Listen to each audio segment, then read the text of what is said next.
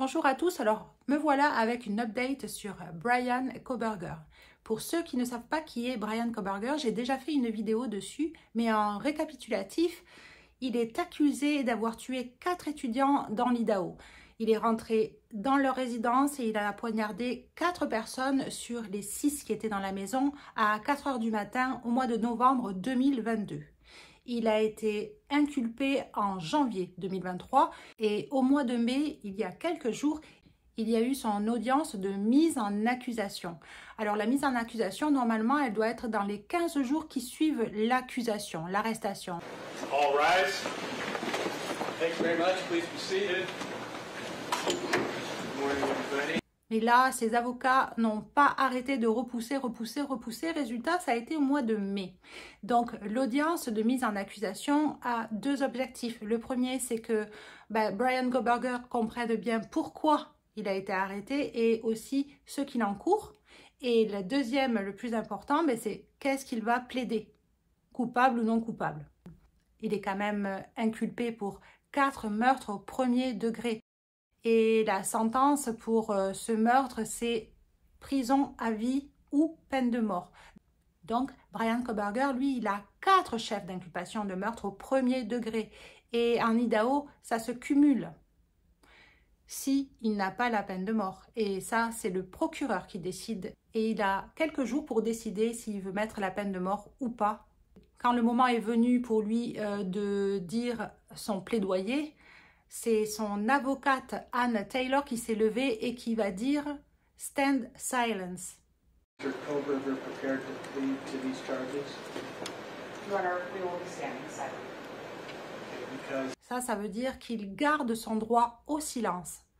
Et c'est très rare d'utiliser ce droit-là, à ce moment-là. Et pourquoi est-ce qu'il a plaidé « Stand silence » personne ne sait vraiment, mais on pourrait imaginer qu'il serait en train de faire un accord avec le procureur et donc il ne veut pas se parjurer à ce moment-là où il préfère attendre de voir ce que l'accord va donner.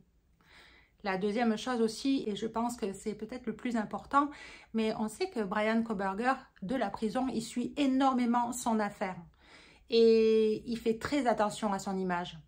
Et si Bryan Kohberger se lève et qu'il dit qu'il est coupable ou non coupable, il sait que ça va faire les choux gras de la presse s'il bégaye ou s'il a quelque chose sur le visage qui montrerait le contraire. Donc, on est avec un plaidoyer où il ne dit pas s'il est coupable ou s'il est innocent. La deuxième chose aussi qui est importante à savoir, c'est justement Anne Taylor. C'est son avocate, mais en fait, à la base, c'était l'avocate d'une des mamans des victimes. En fait, Xana, sa mère, a été arrêtée 5 jours après son décès, après son meurtre, alors qu'elle était en train d'essayer d'acheter de la drogue. Elle a pris pour avocate Anne Taylor, qui est avocat de la défense. Mais Anne Taylor, quand elle a vu qu'il y avait dans l'Idaho un accusé qui faisait parler de lui, elle a laissé tomber complètement la mère de Xana pour défendre le possible meurtrier de sa fille. Bon, c'est sûr qu'avec le procès de Bryan Kohberger, elle a demandé un honoraire de 200 $ de l'heure. Comme les avocats de Bryan Kohberger et Bryan Kohberger ont demandé un procès rapide, la date a été fixée au 4 octobre. En fait, quand on demande un quick trial, on doit être jugé dans les 6 mois après l'arrestation, 6 mois de jours ouvrables. Parce que sinon, Bryan Kohberger est relâché. Son procès est annulé.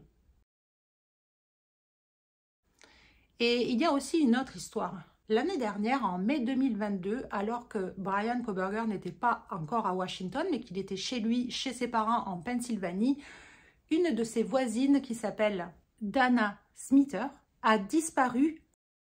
Dana Smither est une mère de famille de 3 enfants. Elle vit aussi avec sa mère. Et un soir, elle est sortie de chez elle et on ne l'a plus jamais revue. Ce que l'on sait, c'est qu'elle a laissé son portefeuille, son téléphone, sa voiture et ses médicaments chez elle. En fait, elle est partie sans rien. Son corps a été retrouvé en 2023, en avril 2023.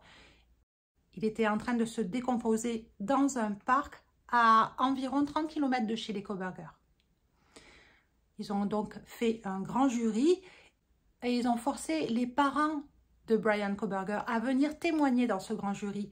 On ne sait pas ce qui s'y est dit puisque un grand jury c'est secret, les informations sont rendues secrètes, mais ce que l'on sait c'est qu'à la fin du grand jury, toutes les informations ont été envoyées en Idaho.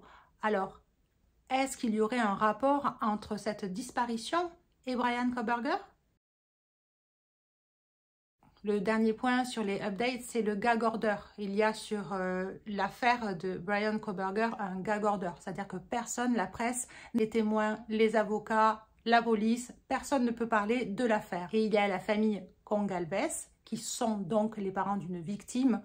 Ils ont décidé, eux, de porter plainte à la Cour suprême pour faire lever ce gag order.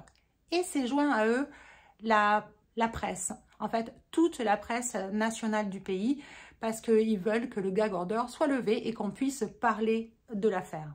Et ça, c'est quand même quelque chose de très important, parce que si on lève le gag order, alors on va savoir toutes les preuves qu'a l'accusation contre Bryan Kohberger. C'est-à-dire que la population aux États-Unis va se faire une idée. Et donc, quand ils vont faire le procès le 4 octobre, pour trouver des jurés qui n'ont pas déjà des idées toutes faites, ça va être extrêmement dur. Et si, à la fin du procès, s'il est jugé coupable, mais qu'il trouve que les jurés avaient déjà une idée toute faite, eh bien, il peut demander à faire un appel. En fait, tout le monde serait perdant. Mais je comprends aussi la famille qui veut savoir ce qui se passe. Par contre, la presse, eux, ils veulent lever le gag order pour avoir des scoops en série. Le juge rendra sa décision sur la levée ou non du gag order d'ici 2 semaines. Voilà, donc c'était toutes les petites updates sur Bryan Kohberger et j'espère que vous allez bien, que vous profitez de l'été, du printemps et surtout n'oubliez pas que mercredi, une autre affaire sort. Alors, à plus tard!